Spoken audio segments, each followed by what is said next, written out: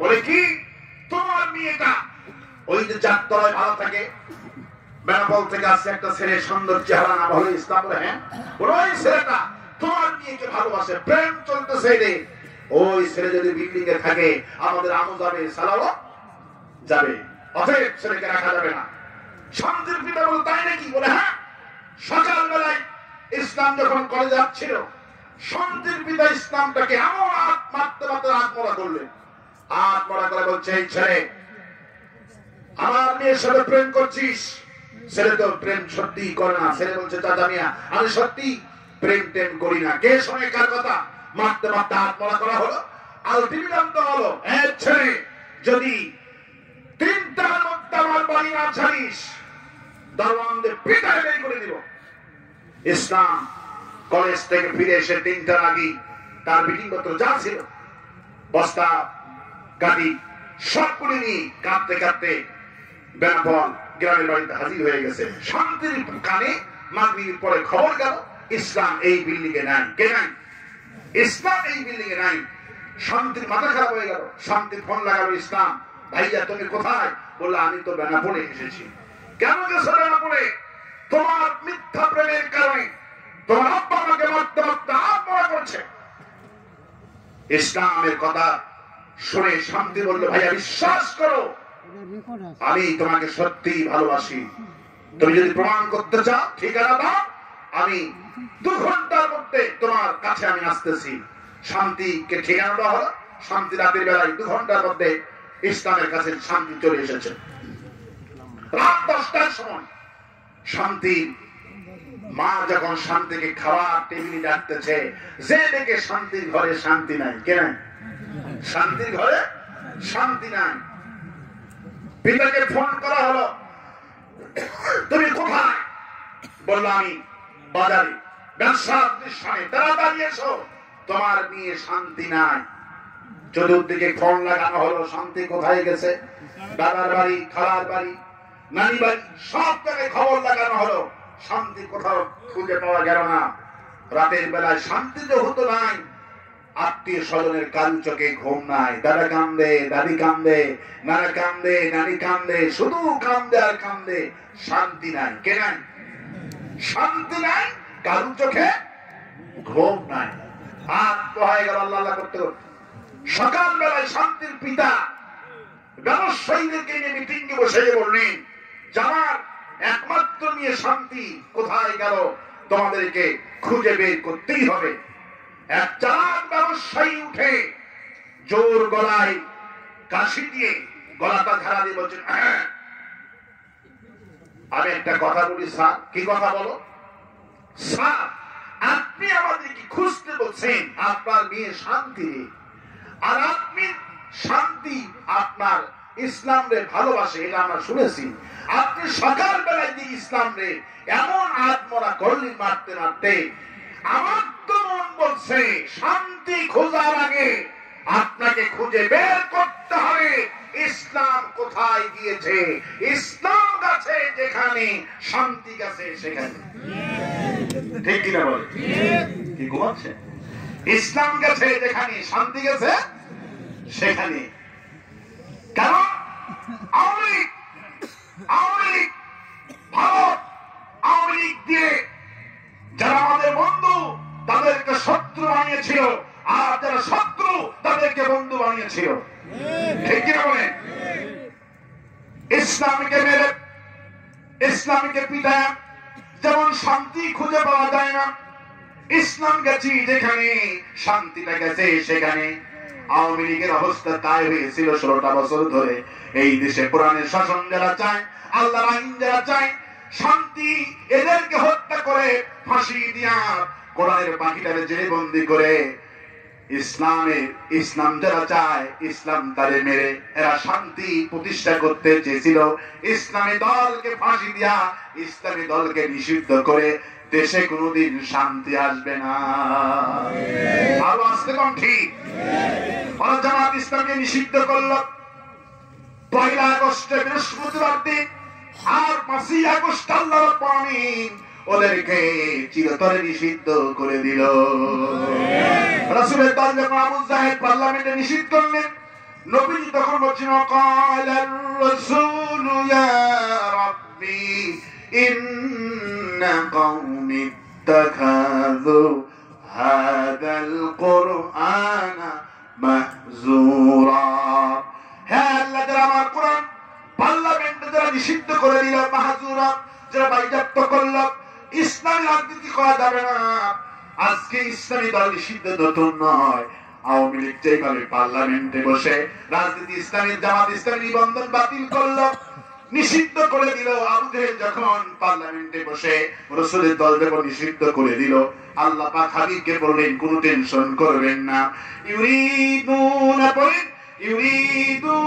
লিইউতফিউ নূরাল্লাহি বিআফওয়াহিহিম ওয়াল্লাহু মুতিম্মু নূরিহি ওয়ালাউ কারিহাল কাফিরুন। কাফেররা চেয়েছিল মুখের ফু দিয়ে ইসলামটাকে পৃথিবীর মুখ থেকে চিরতরে মিটাইয়া দিবে। মুতিম্মু নূরিহি, এটা আমার নূর, এটা নিবানো কখনো সম্ভব নয়।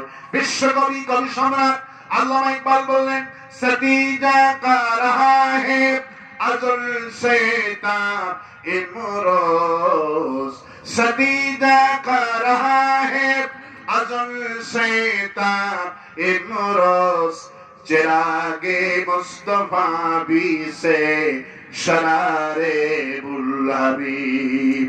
সেই যুগ থেকে নিয়ে আজ পর্যন্ত ওবাইদুল কাদের লম্বা লম্বা পুরি আওলাতো পালাবো না, ঠিক কিনা বলে? পালাবো না, প্রয়োজনে ঠাকুর গায়ে গিয়ে উঠবো, ওবাইদুল কারবাই করবো, ঠিক কিনা বলে? কি ডায়লগ মারতে না, পালাবো না, আমরা পালাই না। আল্লাহ বলছেন জালেমেরা লম্বা লম্বা কথা বলে ঠিকই, কিন্তু শেষ পর্যন্ত যখন আমি আল্লাহ শুনি, ইন্না বাতশা রাব্বিকা লাশাদীদ, আমার পাকড়াও যখন এসে যায় তখন ডিবি হারুন কাজ করে না। আমার পাকড়াও যখন এসে যায় র‍্যাব সেনাবাহিনী কিছুই কাজ করে না। আসল হাসিনার পতনের মূল পরিকল্পনা ছিল আরশে আজিম থেকে। হাসিনার পতনের মূল পরিকল্পনা কোথায় থেকে হয়েছে? বিএনপি পতন করে নাই, জামাত ইসলামী পতন করে নাই, কোন দল পতন করে নাই। রাসূল কারীম সাল্লাল্লাহু আলাইহি সাল্লাম বদরের রাত্রিতে যখন গনিমতের মাল ভাগ করছিল, কাফের যখন ৭০ জন কাফের বন্দী হয়ে গেল, ৭০ জন কাফের নিহত হয়ে গেল, রাতের বেলা সাহাবীরা রাসূলুল্লাহ, আপনি যদি হাতির ফুটা বালু যদি না মারতেন এরা তো বন্ধ হয়ে যেত না, আমরা তো জয় অর্জন করতে পারতাম না। সাহাবীদের ঈমান কি? ঈমানে ভেজাল আছে বলে, মানে ওই বহুত আল্লাহ পাক দেখছে সাহাবীদের কথাগুলি ঈমান বিদ্বেষী কথা। রাসূলের হাতের পাওয়ারের কোনো বিদায় হয় নাই। আল্লাহ পাক তখন নাযিল করেন, ওয়ামা রামাইতা ইদ রামাইতা ওয়ালাকিন্নাল্লাহ রামা। হে নবী, আপনি বলেন, সাহাবীদের বলেন, আপনার হাতের এই বালুগুলি কি ক্ষমতা ছিল? আপনি নিক্ষেপ করেননি, আমি আল্লাহ নিজেই নিক্ষেপ করেছি। আপনি হত্যা করেননি, আমি আল্লাহ নিজেই হত্যা করেছি। আল্লাহু আকবার বলি। আমার ভাইয়েরা, হাসিনার সব সাজানো, সব গোছানো, তার সব কিছু বাহিনী ছিল, সব বাহিনী থেকে ফিরআউন যেদিন পতন হয় ২০ পদে রান্না করে জাদুঘরদের খাওয়াইছিল। ফিরআউন আর বিশ্বনবী যেদিন বিজয় লাভ করেছিলেন, বিশ্বনবীর বিজয়ের দিনটা ছিল সোমবার। কি বার? আর আল্লাহ আমার দেশে বিজয় দিয়েছে সোমবার। ফিরআউন ২০ পদের খানা জাদুঘরদের খাওয়া ছিল, খেলা হবে। কি হবে? ওবায়দুল কাদের যে বলে খেলা হবে, এই খেলাটা দিয়ে আল্লাহ পাক সূরা তাহার মধ্যে বলেছেন, ফিরআউন ৯৯০ জন আন্তর্জাতিক মানে জাদুঘর এনেছিল, যে জাদুঘরগুলি রশি ফলাইলে সব হয়, কারণ মূসা আলাইহিস লাঠি ফলাইলে সব হয়। এই জন্য ফিরআউন গোটা দেশের মানুষকে বলেছিল, এসো ময়দানে এসো, খেলা হবে। কি হবে? কিসের খেলা? সাপের খেলা। কিসের খেলা? সাপের খেলা। ফিরআউন গোটা জাতিকে দাওয়াত করে নিয়ে তাদের ধর্মীয় দিনে বড় দিনে গোটা বড় ময়দানে আহ্বান এবং 90 জন জাদুকরকে স্পেশালি 20 পদের খাওয়ানো হলো। হাসিনার পতন যেদিন হয় সেদিন বাবুর্চি বলছে 20 পদে রান্না করে 3 বাহিনী প্রধানকে খাওয়াইছে, এক বাহিনীর পক্ষে থাকে না। তাও সুবহানাল্লাহ বলবেন না? সুবহানাল্লাহ, আলহামদুলিল্লাহ বলবেন না? কারণ বিপদে পড়েছি আমরা, কাকে ডাক মেরেছি? আমরা বিপদে পড়েছিলাম, আয়না ঘর বানিয়েছে। ফিরআউনের আয়না ঘর ছিল না, নমরুদের আয়না ঘর ছিল না, এত আয়না ঘর বানিয়েছে। আমার আজমি ব্যারিস্টার আরমান এত কান্নাকাটি তারা করলো। গোলাম আজম সাহেবের ছেলে ব্যারিস্টার আমার আজমি বললেন, আমার এই গামছাই তোলাটা এত হাজার বার আমার চোখের পানি দিয়া ভিজে গেছে, আমার চোখ থেকে যত পানি বের হয়েছে যদি একত্রিত করা হতো একটা বিশাল বড় দিঘি হয়ে যেত। তার সন্তানটা মারা গেলেন, স্ত্রীটাও তাকে ছেড়ে অন্য জায়গায় বিবাহ বন্ধ আবদ্ধ হয়েছে। ইতিহাস সাক্ষী। আল্লাহ পাক বলছেন, যখনই কেউ বিপদে পড়েছে, নবীরা ইউনূস আলাইহিস সালাম বিপদে পড়লেন মাছের পেটের মধ্যে, 40 দিন 40 রাত কাকে ডাক মেরেছে? লা ইলাহা পড়েন, লা ইলাহা ইল্লা আনতা সুবহানাকা ইন্নী কুনতু মিনাজ জালিমিন। 40 দিন 40 রাত মাছের পেটের মধ্যে ইউনূস নবী কাকে ডাক মেরেছে? ইউনূস আলাইহিস সালাম মাছের পেটের মধ্যে গিয়ে দেখি কি আল্লাহ, ইউনূস আলাইহিস সালাম তিনি সাক্ষী দিলেন, আমি তো এই মাছের পেটের মধ্যে ছিলাম, এই মাছটাকে আরেকটা মাছ গিলে খেয়ে ফেলে দিয়েছে। ত্রিবেদ অন্ধকার, প্রথম যে মাছটার মধ্যে ছিলেন এই মাছটাকে আরেকটা মাছ গিলে ফেলে দিয়েছিলেন। পানির অন্ধকার, প্রথম মাছের অন্ধকার, দ্বিতীয় মাছের অন্ধকার, ত্রিবেদ অন্ধকার। ইউনূস আলাইহিস সালাম বললেন, আমি সাগরে যখন অতল গহীনে চলে গেলাম, গিয়ে দেখি পাথর থেকে শুরু করে নিয়ে ওই সাগরের তলে যতগুলি সৃষ্টি আছে আমি শুনলাম সবাই ডাকতেছে আল্লাহু আল্লাহু। ইউনূস আলাইহিস সালাম বলেন, আমি যখন আল্লাহু শব্দটা যখন আমার কানে চলে আসলো, আমি তখন সেজদায় মাছের পেটের মধ্যে সেজদায় পড়ে গেলাম। আর তখন আমি ঘোষণা করলাম, লা ইলাহা ইল্লা আনতা সুবহানাকা ইন্নী কুনতু মিনাজ জালিমিন। আরে আল্লাহ, আমি তোমার পবিত্রতা ঘোষণা করছি, তুমি ছেড়ে কোন ইলাহা, আমি জুলুম করেছি, তুমি আমারে বাঁচাও। আল্লাহ বলছে, আমি ইউনূসের ডাক শুনলাম, ইউনূসকে কে বাঁচাইছেন? ইবনে কাসির বললেন, কি মজার কাহিনী, কি মজার কাহিনী। যেই মাছ প্রথম মাছটিকে গিলে ফেলাইছে, মাছ ফরিয়াদ করে, আল্লাহ কারে খাইলাম, হজম হয় না কেন, 40 দিন চলে গেল। আল্লাহ পাক বলেন, ইউনূস ডাকে আমার কাছে বিপদ থেকে বাঁচার জন্য, মাছ ডাকে আল্লাহ কারে খাইছি, আমারে বাঁচা। মাছ আমার কাছে মাপ চায়, ইউনূস আমার কাছে মাপ চায়। আল্লাহু আকবার, আল্লাহু আকবার। আমি মাছ কই করলাম, যেটা খাইছিস এটা হজম হবে না, বমি করে ফেলাই দে। আল্লাহু আকবার বলে বমি করে ফেলাই দিলাম। মূল যে মাছের মধ্যে থাকলে মাছ কত বড় হয় চিন্তা করি। একটা মাছ কি মানুষ খাইছে, আর একটা মাছ খাইছে, কত বড় মাছ। গত 2 বছর আগে আটলান্টিকের পারে একটা বিশাল চর হয়েছে, বিশাল চর আটলান্টিকের সেই সাগরের মধ্যে গাছ ফুল দিয়ে ভরা। কিছু নামি দামি ব্যক্তিরা সেখানে তারা একটা পার্ক করেছে, সেখানে ভ্রমণে গেছে খাওয়া দাওয়ার জন্য। রেডিমেড ইটা দিয়ে যখন চুলা তৈরি করে যখন রান্না বান্না করবে, যখন আগুন জ্বলিয়েছে তখন গোটা চরটা থরথর করে কেঁপে উঠেছে। 3 মাইল নিয়ে একটা চর, থরথর করে যখন কেঁপে উঠেছে গোটা চর, ফুলগুলি গাছগুলি থরথর করে কাঁপা শুরু করছে, তখন মাইক দেওয়া হলো, দ্রুত বেগে জাহাজে উঠো। সবাই তখন দ্রুত বেগে জাহাজে উঠলে দেখা গেল কয়েক মিনিটের মধ্যে 3 কিলোমিটার চরটা মুহূর্তের মধ্যে অতল গহীনে চলে গেল। বিজ্ঞানগুলি বলল এটা ছিল একটা মাছ। সুবহানাল্লাহ। ছিল, কারণ মাসটা আল্লাহ পাকের হুকুমে কত বছর হয়ে গেছে ঘুমাচ্ছে তিনি, তার উপরে এক ঘুমে গাছ হয়েছে, গাছের বয়স 80 বছর, 60 বছর, 50 বছর, এক ঘুমে মাছ ওই জায়গায় দাঁড়িয়ে আছে।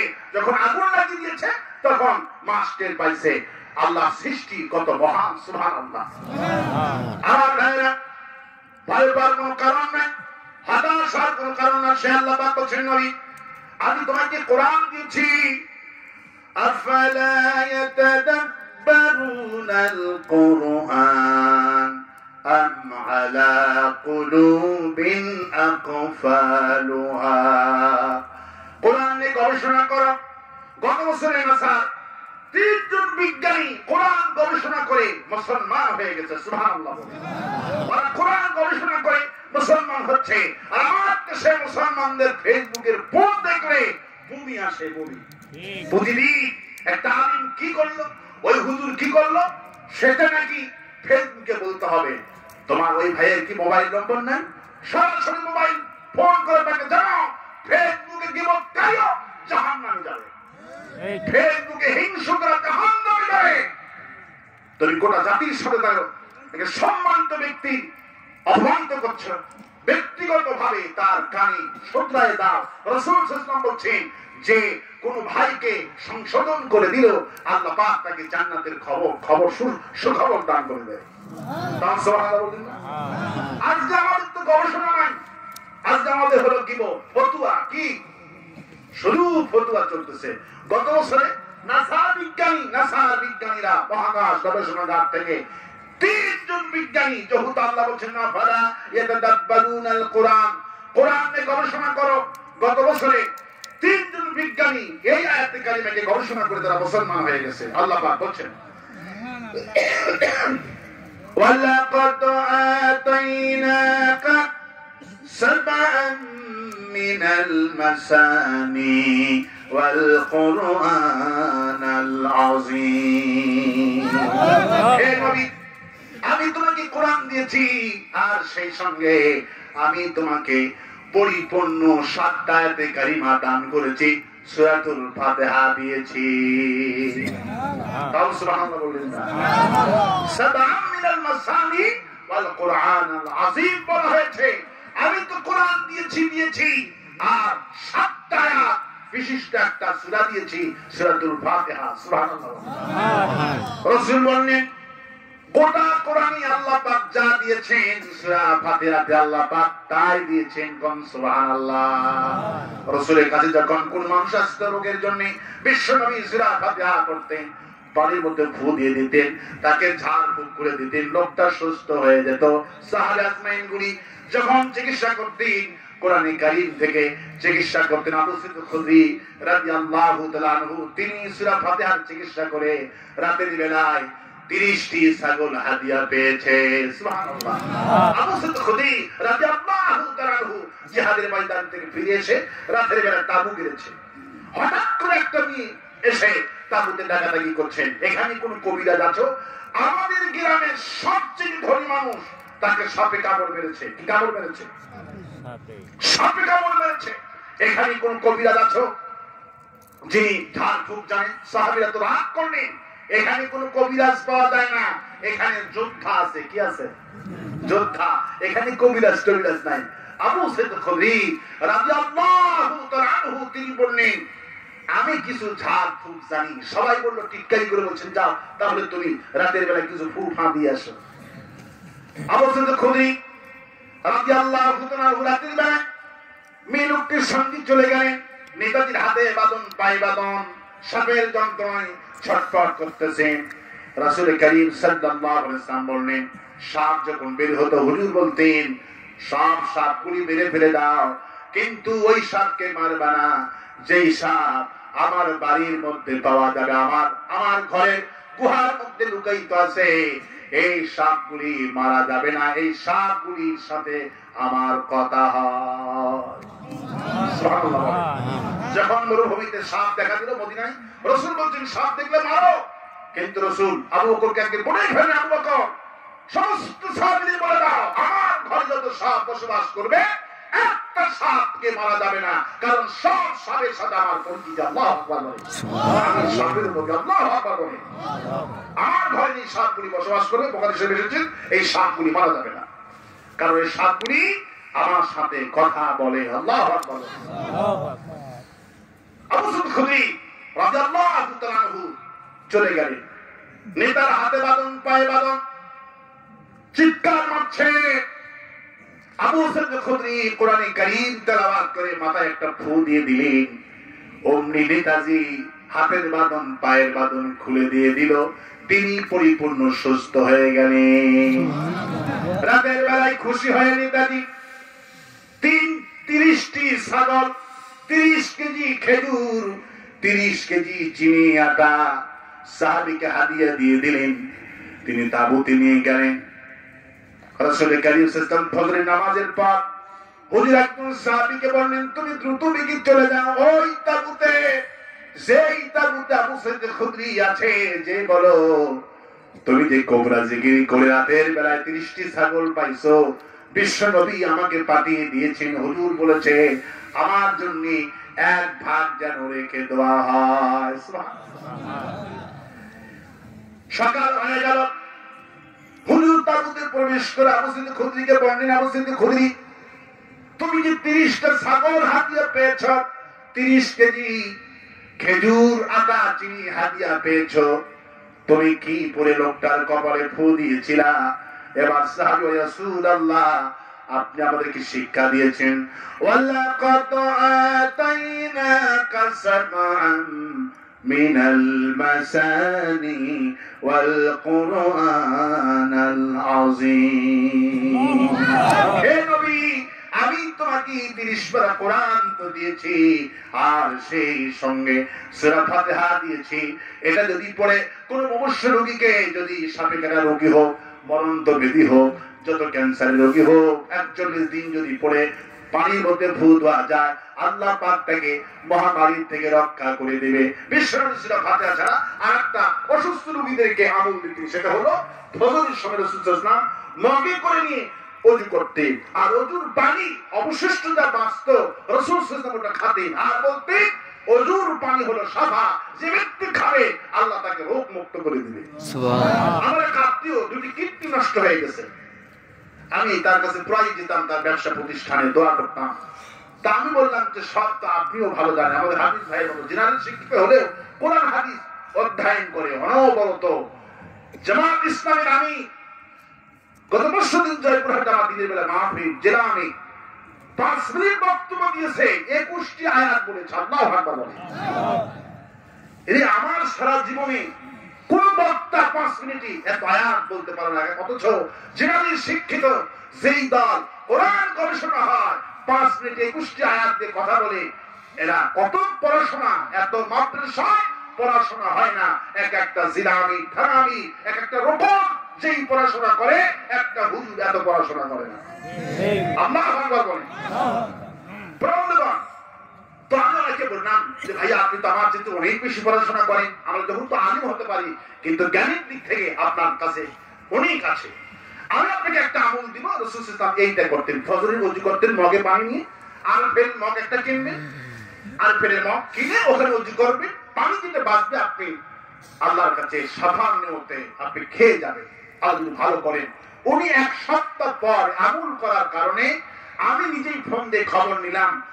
সে ফোন ধরে না, অসুস্থতার কারণে। তার বড় ভাইকে ফোন দিলাম, সে বলল যে এই সপ্তাহে তার ডায়ালিসিস করতে হয়, এটা লাগেনি। আল্লাহু আকবার। আমি তখন চিন্তা করলাম রাসূল কারীম সাল্লাল্লাহু আলাইহি ওয়াসাল্লাম প্রত্যেকটা আমলগুলি বিজ্ঞানসম্মত। সুবহানাল্লাহ। আল্লাহ পাক বলেন, ওয়ানুনাজ্জিলু মিনাল কুরআনি মা হুয়া শিফাউন ওয়া রাহমাতুল লিল মুমিনিন ওয়া লা ইয়াজিদু الظالمين إلا خسارا। আমি কোরআন নিশ্চয়, আমি কোরআন মুমিনদের জন্য সুদ করে পাঠিয়েছি, কিন্তু যারা বেঈমান, যারা জালিম, যারা জুলুম করে মানুষকে ফাঁসি দিয়ে মারে, ওয়ালা ইয়াজিদু যালিমিনা ইল্লা খাসারা। যারা জুলুমকারী, যারা জালিম, যারা মানুষকে ফাঁসি দিয়ে মারে, সাইদি হুজুরের মতো 50টি বছর তাফসীর কর্মীওয়ালাকে ধর্ষণকারী বানায়া ফাঁসি না দিয়া ভারতের পরামর্শ ক্রমে ওষুধ পুশ করে শহীদ করা হলো। এই জালিমদের জন্য কোরআন হিদায়াতকারী হবে না। ওয়ালা ইয়াজিদুজ জালিমিনা ইল্লা খাসারা হয়েছে, ওদের আমল যাবে, সাওয়া যাবে, দুনিয়াতে কোনো আমল কবুল হবে না। খাসারা বলা হয়েছে। লোকসান হলো যেটা আপনি কিনে নিয়ে আসলেন, লাভ হলো না, ওটা হলো লোকসান। ওটার নাম কি? আর যখন তপির সুদ্দা, টাকা সুদ্দা গায়েব হয়ে যায়, ওটা হলো আপনি খাসারা, মানে মূলধন নাই হয়ে যায়। কি হয়ে যায়? মূলধন। 1 লক্ষ টাকা দিয়ে ব্যবসা শুরু করছিলেন, 1 বছর পর দেখা গেল 1 লক্ষ টাকার 1 টাকাও নয়, সব টাকাগুলি খুয়ে গেছে, সব ধ্বংস হয়ে গেছে। খাসার কথা। আল্লাহ পাক বলেন যারা জালিম, যারা জুলুম করে, যেই দল কোরআনের বিরুদ্ধে জুলুম করবে, আলেমদের মারবে, ইন্নাল্লাহা ইয়ারফাউ বিহাদাল কিতাব। রাসূলুল্লাহ বুখারী শরীফে বলেন জালিমের পতনের মূল কারণ আপনারা খুঁজে পাননি। আজকে আমি আপনাদেরকে বলে যাচ্ছি হাসিনার পতনের মূল কারণ কি, আওয়ামী লীগের পালানোর মূল কারণ কি। রাসূল বলছেন ইন্নাল্লাহা ইয়ারফাউ বিহাদাল কিতাব। একটা দলের যে পতন হয় এর মূল কারণ হলো কোরআন, আর একটা দলের সম্মান হয় এর মূল কারণ হলো কোরআনে কারীম। ইন্নাল্লাহা ইয়ারফাউ বিহাদাল কিতাব। একটা দলের পতনের মূল কারণ হলো কোরআন, আর একটা দলের সম্মান পাওয়ার মূল কারণ হলো কোরআনে কারীম। একটা ব্যক্তি আওয়ামী লীগের যখনই কেউ বলে যায় মতিয়া চৌধুরী মারা গেল, সেদিন কবর মানুষ কবর দিতে দিল না, যিনি কবর খোঁড়েন উনি বললেন এই জালেমের কবর খুঁড়ব না। আল্লাহু আকবার।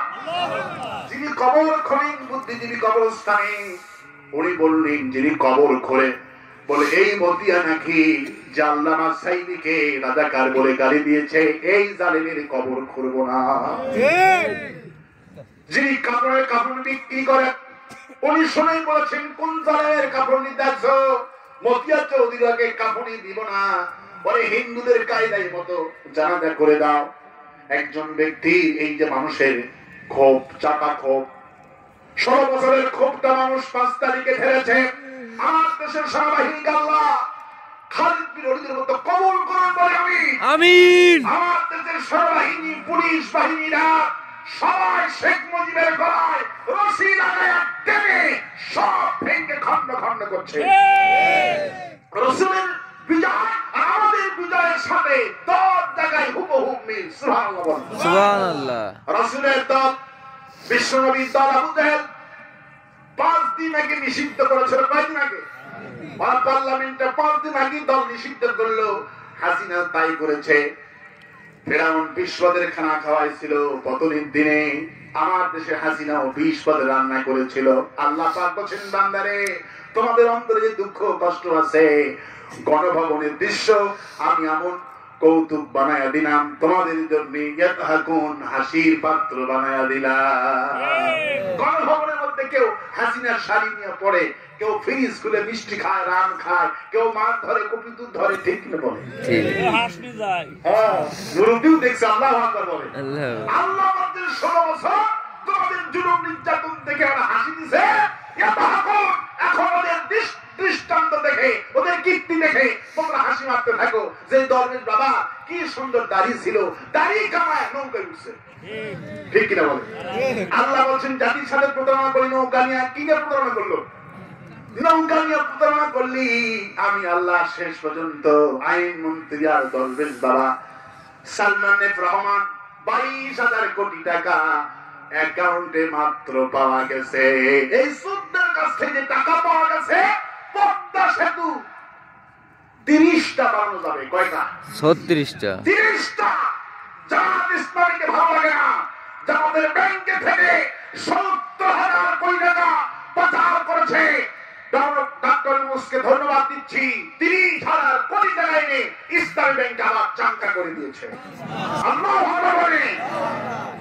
গোটা বিশ্বের অর্থনীতিবিদ ডক্টর ইউনূস, এই মুহূর্তে ডক্টর ইউনূসকে বাংলাদেশে আমাদের জন্য প্রয়োজন। গোটা বিশ্বে তার খ্যাতি আছে। এবং ভারত চাচ্ছে ইউনূস না হলে যদি অন্য কেউ হতো দেশটা আক্রমণ করতে পারতে। রাসূলের হাদিস কিয়ামতের আগে গাজায় হিন্দ হবে। রাসূল বলছেন সেই যুদ্ধে জান এবং মাল দিয়ে তোমরা ঝাঁপিয়ে পড়ো, যারা শহীদ হবে আল্লাহ বিনা হিসাবে জান্নাত দেবে। এই গাজায় হিন্দের সাথে রাসূলুল্লাহ ভবিষ্যৎবাণী। রাসূল বলছেন সেই মুসলমানদের মধ্যে 3 ভাগ হবে। কয় ভাগ হবে? 3 ভাগ। 1 ভাগ পালাবে। রাসূল হাদিস দেখেন, হাসিনা আগেই পালায়। ঠিক। রাসূলুল্লাহ বুখারী শরীফ বলছেন, নাসাঈ শরীফের হাদিস এটি, যে যখন ভারতের সাথে যুদ্ধ হবে রাসূলুল্লাহ বলছেন এক দল পালাবে। আওয়ামী লীগ 3 লক্ষ আওয়ামী লীগ এখন দেশে পালাতো। কয়লা? ওদের পাসপোর্ট ভিসা আগেই সব করা ছিল। ওরা জানি যে কোনো মুহূর্ত পালাতে হয়।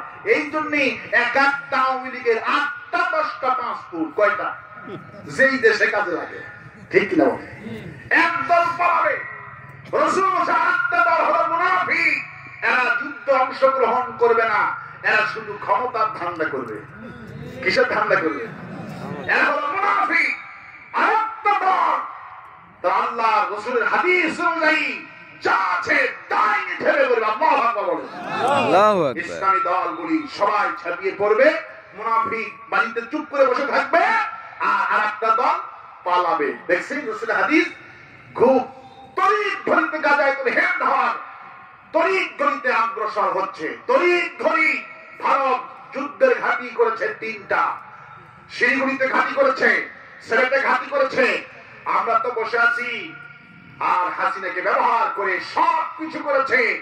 যে কোনো মুহূর্তে আক্রমণ হতে পারে। ভয় পাবেন না, হতাশ হবেন না। ওয়ালা তাহিনু ওয়ালা তাহজানু ওয়া আনতুমুল আ'লাউনা ইন কুনতুম মুমিনিন। রাসূল চিন্তাগ্রস্ত হবেন না, ভয় পাবেন না। অস্ত্র দিয়ে কিছুদিন জয়লাভ হবে না। বাঘের শক্তি বেশি না ছাগলের শক্তি বেশি? কার শক্তি বেশি? বাঘের শক্তি বেশি। কিন্তু বাঘকে কখনো দেখেছেন? বাঘ কখনো রাস্তাঘাটে প্রকাশ্যে ঘোরে? শক্তি বেশি আছে কিন্তু প্রকাশ্যে ঘোরে না। ছাগলের শক্তি কম, ছাগল সিনা টান করে ঘোরে। ঠিক না? ছাগল জানে আমার বুদ্ধি কম, আমার শক্তি কম, কিন্তু আমাকে যখন আক্রমণ করবে আমি শুধু একটা ডাক দেবো। মেয়ে কি ডাক দেবো?